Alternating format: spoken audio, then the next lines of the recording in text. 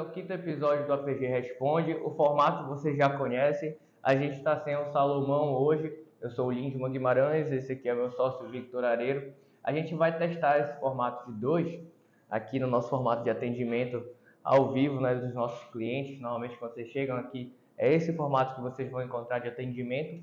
Mas também porque pausar 3 sócios ao mesmo tempo é complicado, né? Então a gente vai fazer aqui entre 2, vai ficar revezando, né? Ora o Salomão vai estar aqui com o Vitor Hugo, ora eu e convidados também, que a gente vai trazer aí da advocacia trabalhista, de outros escritórios, para que vocês tenham contato, né? E a gente sempre vai seguir essa modalidade de responder as principais perguntas que vocês trazem para a gente aqui e no escritório diariamente. Então, você já conhece como funciona, vamos sortear e vamos começar. Olha isso aí, já saiu. Para ver agora. Toma aí. Aqui é uma pergunta. Deixa eu ver o que é. Quais documentos eu tenho que levar no primeiro atendimento? Essa é uma pergunta bem interessante. Por que eu digo isso?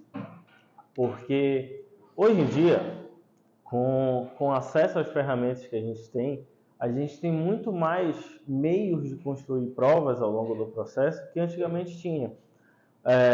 Em outros tempos era uma dificuldade maior para se construir prova em relação à questão do pagamento do salário, que é a onerosidade, ao próprio contato com o empregador, entre outras coisas. E hoje em dia a gente tem uma gama de meios para provar, né? Então, quando a gente faz esse primeiro contato, esse primeiro atendimento, a gente pede alguns documentos para o cliente trazer, né, para a gente. Além dos documentos de praxe, que são os documentos básicos, como um documento com foto, a carteira de trabalho do autor, a gente pede também, se caso ele tenha algum contrato de trabalho, a gente pede esse contrato de trabalho. Além disso, a gente pede também conversas com o empregador, momentos em que teve algum tipo de relação ali, seja pelo WhatsApp, seja pelo e-mail, ou qualquer outro meio que fique ali gravado. E, além disso, a gente também tem a questão das transferências, né? Hoje em dia, muito das transferências dos pagamentos de salário são via Pix. Então, esses documentos são muito importantes, principalmente naquelas ações em que a gente está buscando o reconhecimento do vínculo de emprego. Então, né, principalmente nessas ações, esse documento de Pix ele também é muito importante. Então, vamos lá. É o documento com foto, carteira de trabalho, os documentos de transferência de salário, contrato de trabalho que você tenha. Enfim, o que mais a gente pode estar trazendo? Endereço da empresa. O endereço da empresa, esse é um ponto muito importante também, que às vezes a gente tem alguns clientes que trabalham em umas empresas um pouco mais afastadas do centro da cidade, que a gente também tem um probleminha depois para achar, mas isso daí é tranquilamente resolvido depois. Foto no trabalho. Sim, foto no trabalho, isso é algo muito importante. Por exemplo, a gente teve aí entrando também no caso nosso, onde a gente tinha o nosso cliente, ele trabalhava numa empresa de engenharia. Aí nessa empresa de engenharia, eles falaram lá que ele trabalhava só no administrativo. Só que ele chegou pra gente e falou o seguinte, ele chegou, doutor, eu não trabalhava só no administrativo, eu também trabalhava no canteiro de obras. Eu fazia algumas questões lá, ajudava os pedreiros quando necessário, fazia, enfim, algumas outras atividades no canteiro de obras. Eu não fazia só no escritório. Eu pegava sol, eu estava exposto à chuva e tudo mais. E aí eu falei, pô, cara, como é que a gente pode, de repente, estar provando isso além do testemunho, né? Do testemunho de outras pessoas por lá. Aí ele, não, olha o Instagram da empresa. Aí eu fui lá no Instagram da empresa, abri o Instagram da empresa, eu me deparo com a primeira foto do nosso cliente lá no canteiro de obra. Lá no dia a dia, lá no canteiro de obras, era a primeira foto do Instagram da empresa. Eu falei, olha só, tá aí a prova construída. Uma imagem do próprio Instagram da empresa dizendo que ele estava lá no canteiro de obras. Não estava lá em Não. E se não tivesse contrato de honorário, ou contrato de honorário, contrato de trabalho? O que Isso impede o atendimento? Não, de forma alguma. Muitas das vezes as relações de emprego elas acontecem de forma não regularizada, né? O empregador ele não assina a carteira, ou mesmo ele não cria nenhum tipo de contrato onde vai regularizar aquela situação. Isso não é um problema. Não é um problema não ter contrato de trabalho. Porque o que importa, na verdade, é o que de fato acontecia. Se aquela relação de emprego de fato acontecia, você ia lá no local, ou enfim, fazia o que o empregador pedia para a questão do emprego, tinha uma rotina de trabalho, recebia salário por isso, então não importa se não tinha contrato. O contrato ele é uma forma de formalizar aquela situação, de criar parâmetros, de criar limites, mas se não houver o contrato, não há problema algum. O que importa de fato é o que de fato acontecia na relação de emprego. E tem algum documento que atrapalha, por exemplo, a gente falou da lista de documentos. Sim. Mas tem algum que fala assim, olha, esse aqui, se tu tem esse documento, é que já está vindo. Contrato de prestação de serviço. Muitas das vezes, por exemplo, o trabalhador ele fica com receio de algumas coisas, né? Por exemplo, o contrato de prestação de serviço. Já teve casos onde ele chegou até a gente com receio, falando, não, doutor, eu acho que eu não tenho, na verdade, um emprego, porque eu era uma MEI e ele me contratou enquanto MEI e aqui está o contrato.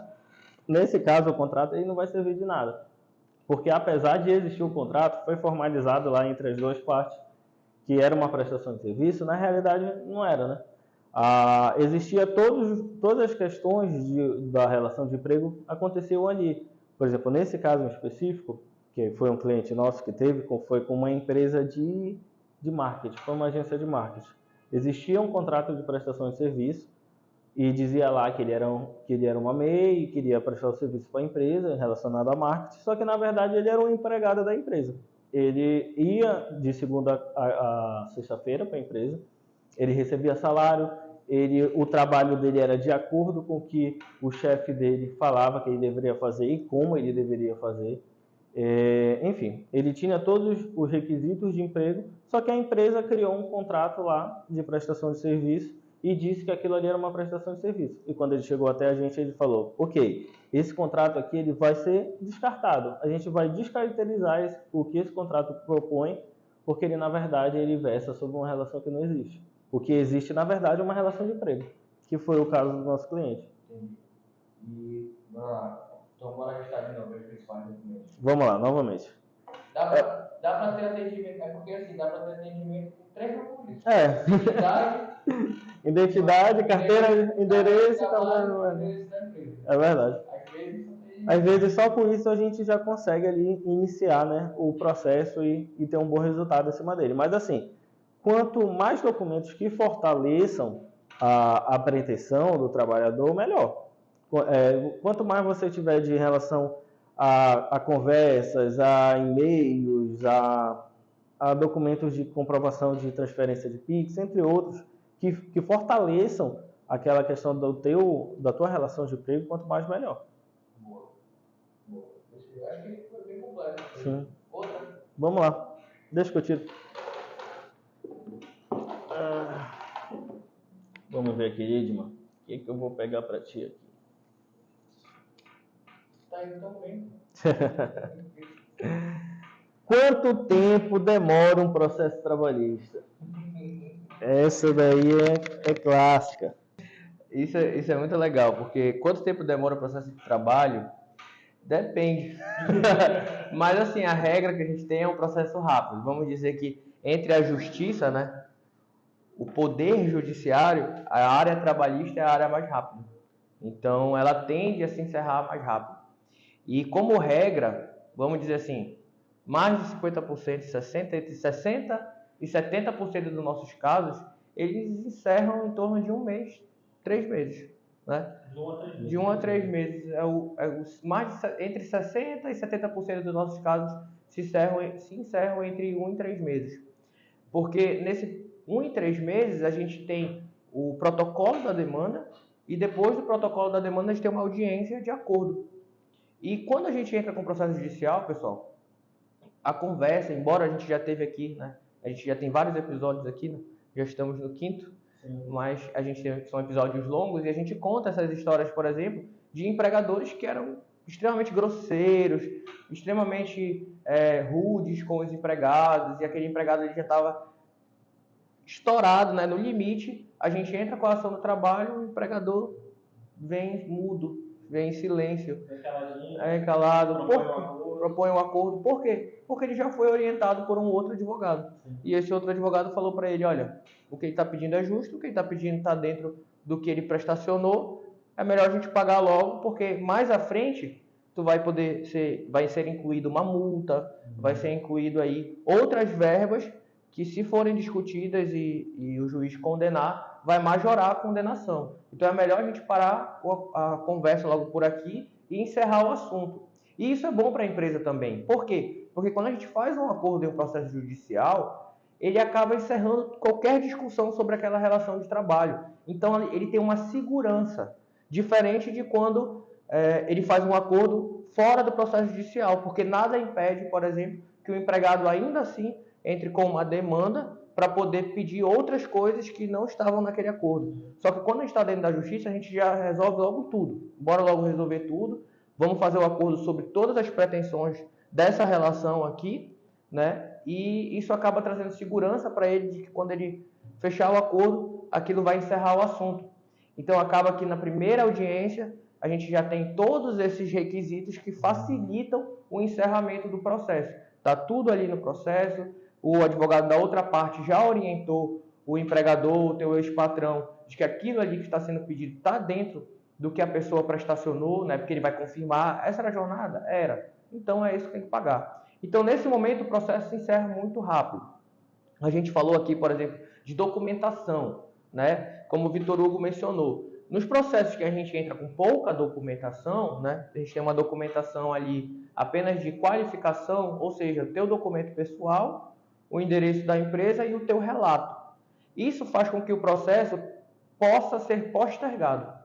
Porque quanto mais documentação tu traz, por exemplo, eu recebia tanto, a gente tem contra-cheque. Ora, menos uma discussão, né?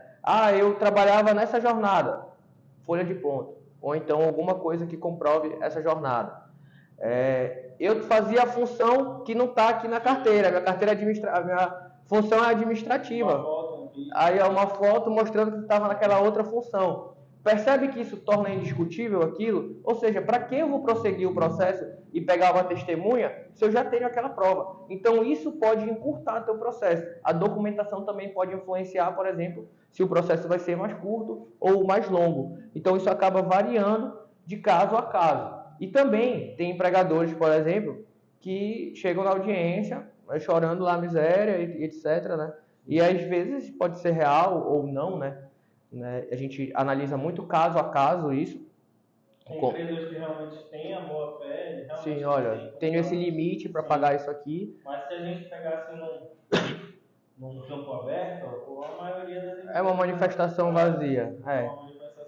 E aí, quando elas chegam com esse argumento, por exemplo, que a gente sabe que é uma manifestação vazia, a gente orienta vocês a aceitar ou não o acordo. A gente fala, olha, não é uma boa proposta de acordo, porque a gente sabe que lá na frente você vai ter esse valor e muito mais agregado e a gente vai cobrar. E lá na frente, o juiz ele tem diversas ferramentas de busca de bens, né? Ele pode bloquear conta, ele pode buscar carro, ele pode verificar imóvel, ele pode fazer várias coisas, né? Tem várias ferramentas aí que a gente pode pedir e que ele vai aplicar e que vão atrás desse valor que lá no início a pessoa não quis se comprometer, né? Ou ela quis se comprometer com algo muito abaixo do que tu merecia. Então a gente dá esse parâmetro para vocês sobre o que é um bom acordo e qual é o acordo que está abaixo daquilo que a gente considera adequado para vocês.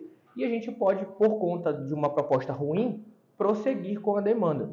Aí esse prosseguimento vai levar ela ad eterno, vai ficar sem prazo? Não. Por quê? Porque para cada ato há um prazo. Normalmente a gente tem uma primeira audiência, essa de acordo que é rápida, entre 1 e 3 meses, mas logo após a gente tem uma outra audiência. Essa outra audiência tu vai escutar uma testemunha. Ela é marcada em cerca de 2 meses, né, entre uma e outra. Então, às vezes, em 3 meses tu já fez as 2 audiências. E aí, depois daí, o que acontece, Lindman? Depois daí, a gente tem uma decisão judicial. Aí o juiz marca por mais um mês aí, né? 2. Então, tu tá numa margem entre 4 e 6 meses, tu tem uma decisão. 4 e 8 meses, tu tem uma decisão judicial, quando não se encerrou no primeiro momento. Mas se encerrou no primeiro momento, acabou. Postergou porque a proposta foi ruim. A gente tem aí uma média de 4 ou 8 meses para ter uma decisão que o juiz vai dizer, olha, esse é o caminho, esse é o valor a pagar. E aí o que acontece, pessoal? O processo pode se encerrar ali, de novo. Então o processo judicial, ele tem vários momentos para ser encerrado. Ele pode ser encerrado logo, ele pode ser encerrado nessa primeira decisão do juiz, né? E até nessa outra audiência que a gente tem, né, que leva a testemunha. Chegou a testemunha, às vezes se encerra lá. Por quê? Porque a empresa vai falar assim, ele trouxe a testemunha, está aqui a prova, eu vou acabar tendo que pagar, melhor fazer a proposta. Aí ele melhora a proposta de acordo. Então, nessa segunda audiência, às vezes ele melhora a proposta, a gente fala, olha, agora sim ele chegou numa proposta razoável, vamos aceitar e encerrar o processo. Ah, não chegou em uma proposta razoável? Vamos para a sentença, né, para a decisão do juiz. O juiz decidiu, e aí, vai pagar agora ou vai tentar modificar a decisão do juiz? Então, a partir dali, ou ele paga ou continua. E aí, se ele pagar, acabou de novo o processo. Ah, não, ele quer continuar discutindo? Ok. O processo pode ser postergado para que seja revisada aquela decisão, ou seja, vamos revisar essa decisão, tá? Mas, como eu disse, já é uma margem muito pequena que chega nessa etapa. Por quê? Porque a maioria já fez acordo na primeira, se não na segunda. E quando chega ali nessa fase, se ele tentar recorrer ou modificar a decisão do juiz, também não é algo demorado na Justiça do Trabalho. Na Justiça do Trabalho, a gente sobe recurso, aí volta, em 3 meses está resolvido. Né? Já tem uma decisão ali que diz, olha, não, o juiz acertou, o juiz extrapolou nesse ponto, bora corrigir, ou o juiz faltou esse ponto, às vezes é a gente que recorre, fala, olha, tá faltando isso aqui. Tá bom, mas a gente dá para melhorar. E aí sobe para modificar a decisão em favorecimento, né? Porque é o que você merecia, o juiz também erra, ele é humano, então a gente vai lá e modifica. Quando modifica, começa o processo de cobrança. E aí o processo de cobrança, normalmente, é o processo que demora mais. Porque no processo de cobrança, a gente entra em determinadas fases que, de novo, podem encerrar o processo no primeiro momento, no segundo, no terceiro, no quarto. Fica ad infinito, mas alguns atos já são suficientes. Por exemplo, imagina vocês conviverem com a situação de terem contas bloqueadas. Não é muito confortável, né? Toda hora que tu cai um dinheiro na tua conta, bloqueado. Cai o dinheiro, bloqueado. Então, o primeiro ato que o juiz faz é fazer um bloqueio bancário. Quando o processo encerrou, né? Já não tem mais possibilidade de modificar, o juiz vai lá e bloqueia a conta bancária. Só que aí bloqueou, estava vazia, né? Ah, vamos buscar o carro. Só que buscar o carro, gente, antes de ir buscar o carro, a gente veda a circulação dele. Então, se parar numa blitz, leva o teu carro, né? E aí, imagina isso. As pessoas normalmente, às vezes, têm mais de um carro, né? O empregador ali tem mais de um carro, aí a gente vai lá, não pode andar com o carro. Então, isso já vai gerando desconfortos que ele tem que tomar uma decisão de eu vou ter que ir lá, né? Aí acontece muito, nossos clientes trazem essa situação, né? Ah, mas ele não tem nada no nome dele. A gente sabe, o juiz também sabe disso. Então, normalmente, quando o cara faz isso, ele só vai dar um trabalho a mais, uma etapa a mais. Mas a gente vai chegar a essa etapa em algum momento. E quando chegar nessa etapa para dizer, olha, na verdade, aquele carro que está no nome de outra pessoa é dele, está aqui, ó. Aí entra de novo as provas. Foto, né, testemunho, tem várias situações que a gente pode comprovar ali sobre qual bem é dele, qual que ele está usando um laranja. Isso é uma fraude, né, uma tentativa de fraude. Então, se ele começa a praticar tentativas de fraude, a gente vai atrás. E, normalmente, essas falas dele sobre vai lá, tu não vai conseguir nada na justiça, são simplesmente para que vocês desistam do direito de vocês. É para te desestimular. Olha, o processo do trabalho aí não vai conseguir nada. Mas, como eu disse, além do processo do trabalho ser o mais rápido, ele é o que mais satisfaz. Como assim? Ele é o que mais condena e consegue satisfazer, pegar aquele dinheiro, pegar aquele valor, né? Às vezes demora um pouco mais. A gente teve uma experiência recente de que a gente até prendeu um bem, né? Prendeu o bem e aí o bem depois sumiu. Era um caminhão, né? Caminhão. Conseguiu penhorar o bem, só que aí ele ficou responsável com uma funcionária da empresa. Aí aquela funcionária deu fim no bem. Deu fim no bem, era um caminhão. Aí a gente foi buscar o caminhão e não estava mais lá.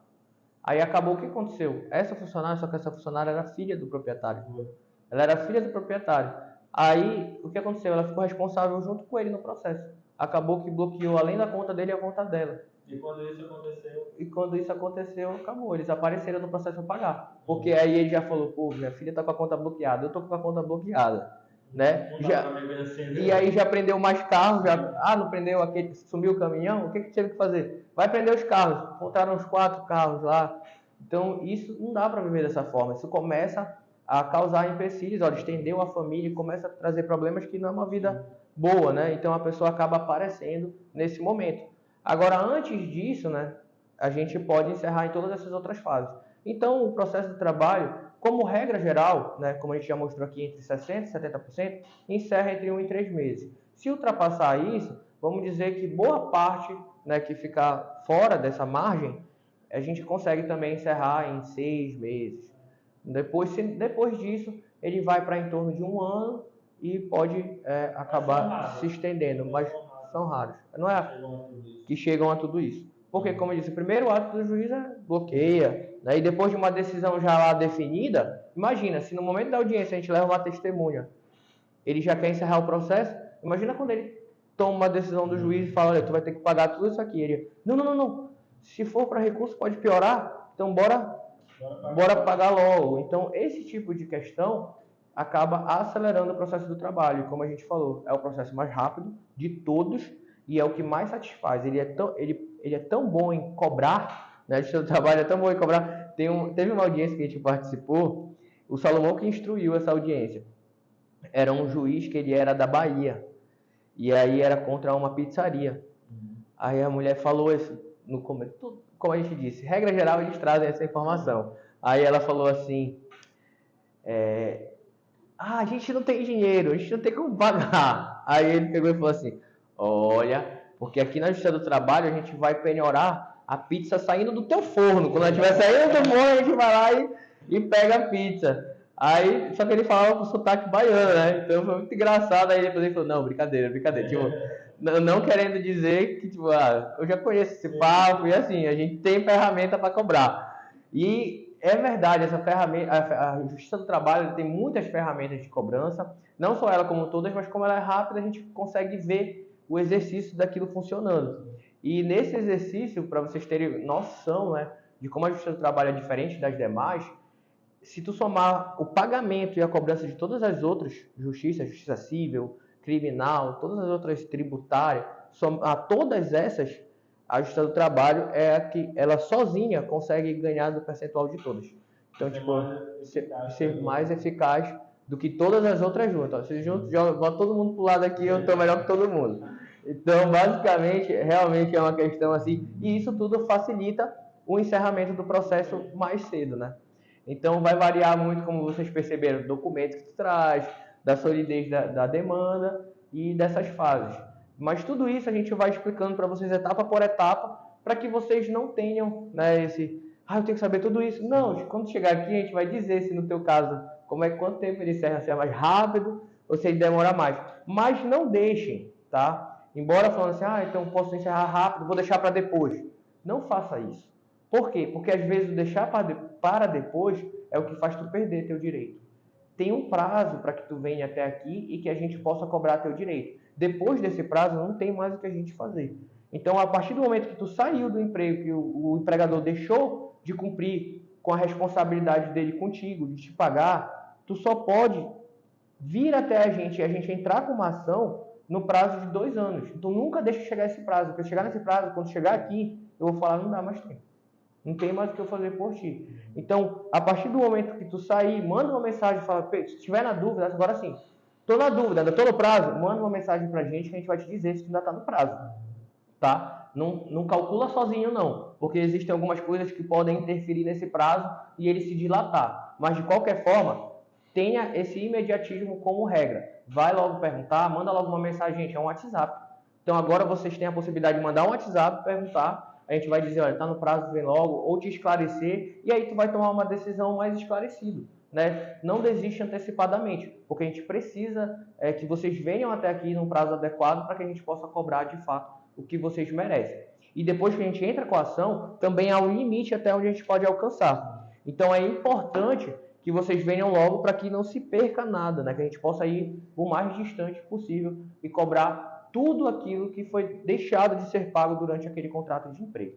Então, acho que ficou esclarecido esse ponto. A gente deixa esses dois para esse episódio? Acho que a gente pode falar mais de outro. Teve algum... Olha, teve um caso que eu lembro aqui no escritório, que olha só como, para vocês terem uma noção, como a Justiça do Trabalho ela é diferente. Que a gente foi com o processo no primeiro grau, ou seja, o juiz decidiu. Sim. Depois a gente subiu o processo para os desembargadores decidirem, ou seja, reforma isso aí. A gente foi para Brasília, pessoal, com um processo o processo voltou, a gente começou a cobrança, e aí quando fez o primeiro bloqueio, a pessoa veio aqui para pagar. Isso tudo durou 1 ano. 1 ano. O processo passou 3 partes, foi em Brasília e voltou. Foi um dos processos que mais se estendeu. Foi pior, né? Pior que foi, né? É verdade. E durou 1 ano. Às vezes o processo nem se estende tanto aí, se acaba chegando a 1 ano, né? Mas a grande questão é essa, para vocês terem noção da velocidade da coisa. É porque, por exemplo, pessoal, às vezes também tem uma coisa que interfere aí no prazo, que é qual juiz vai tomar conta dele no primeiro momento. E aí, vamos dizer assim, daqui, quem é o mais organizado? Eu, óbvio. Então, se tu falar comigo, vai ser mais rápido. O Vitor Hugo, não sei. Segundo mais organizado. Vou deixar pro Salomão, porque ele não tá aqui, então se ele tivesse aqui, ele tava organizado, né? Então, tem juízes que são mais organizados e outros que não são tão organizados. E aí acaba que se teu processo cair para esse, né, a gente não pode escolher, é por sorteio. Sim. Então, ele tá com o processo por sorteio, a gente sorteou ali e caiu nesse juiz. Ele é um pouco mais lento. Então, acaba que esse processo demora um pouquinho mais. Por isso que tem essa diferença entre 1 e 3 meses. Ah, por que 1 e 3 meses? É porque caiu no juiz, tem uma pauta ali, que ele tem uma diferença. Ele gosta de organizar de um jeito, o outro organiza de outro aqui. Pra falar a verdade, o mais organizado aqui, acho que é ele. Não sei, acho que é eu mesmo. Sim, vamos pro outro episódio? Acho que ficou bem esclarecido isso, né? Qualquer coisa, pessoal, mandem pergunta, que a gente vai complementando os episódios nas outras, né? Talvez abra uma específica só para as perguntas que vocês trazem. Então vamos misturar um pouco das perguntas. Sim, é isso. É isso, pessoal. Até a próxima. Valeu aí.